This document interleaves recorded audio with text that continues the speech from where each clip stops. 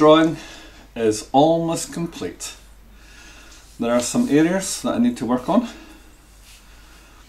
Finishing off the wing here. The foot is underdeveloped. This leaf looks washed out now that the other areas have been built up tonally. And there is the little leaf that became revealed by rendering the feathers on the left hand wing. So there's a little flower there. So apart from that and tiny little changes to the beak, that will be the drawing completed. So and this will be a grisaille underpainting for the painting which is going to follow on from this. Grisaille is just a fancy term that means grey. So it's a grey underpainting or underdrawing for the subsequent layers of green glazes that I'm going to put on top to build up the painting and to practice controlling my greens. So that's it.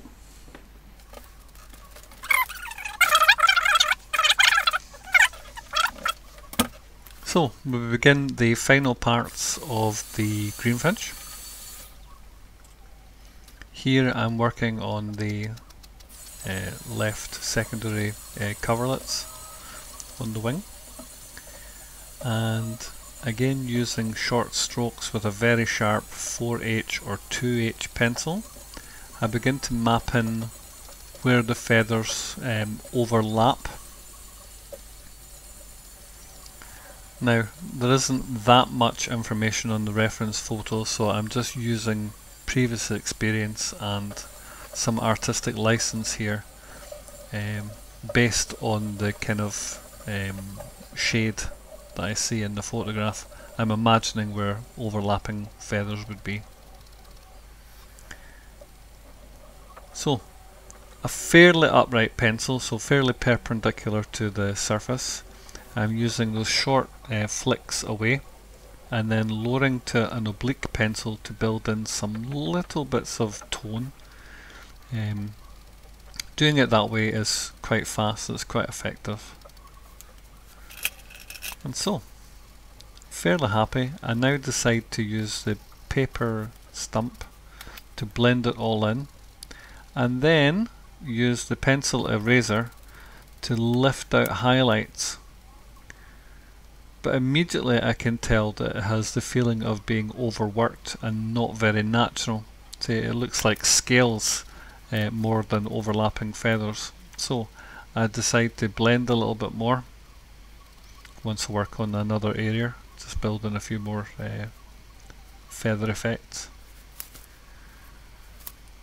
I come back into this area and build up more of those feathers and more blending, to try and make it all harmonise a little bit more.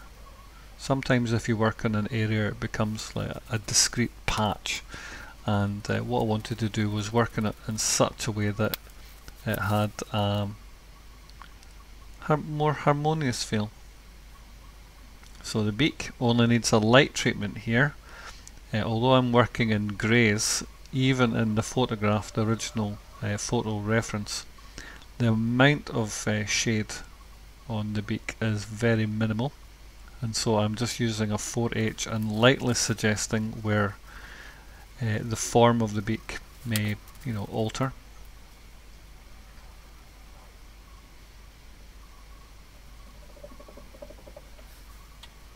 So apart from that, I'm just doing little touch-ups on the leaf, putting in some more veins, again thinking about balance in the work. Over into that little leaf area, quickly building up tone with a 4H.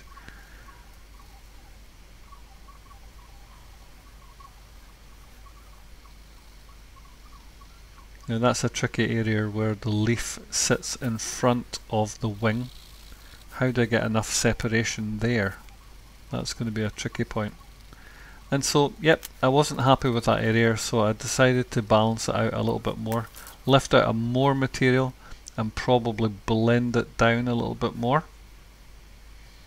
The foot is also tricky because there's a lot of detail, a lot of information in it, but in the reference photo and in the bird it's quite a light area which is sort of easily overlooked.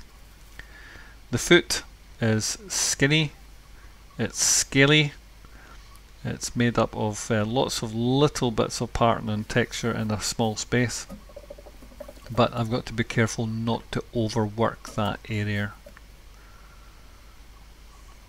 When I was drawing on a more regular basis, the foot was one of the areas that I used to love doing that. I had a bit of a technique for it, but now going back to it, I found it a little bit tricky, I'll have to be honest. Still not 100% satisfied with it, but maybe these problems will be resolved once the paint layers go on. I'm getting quite excited about doing the painting part now. Some more details, some more scales, some more shading, being careful not to overwork it.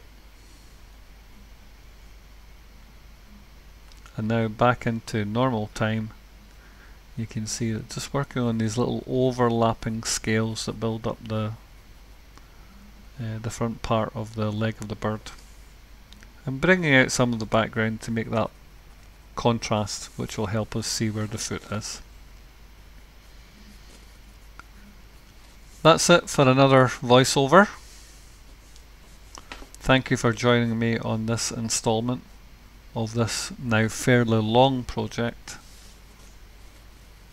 I appreciate you joining me for all these episodes, and do please join me for the next installment, which I think is shorter, and it's the last installment of the drawing before we move on to the kind of painting phase.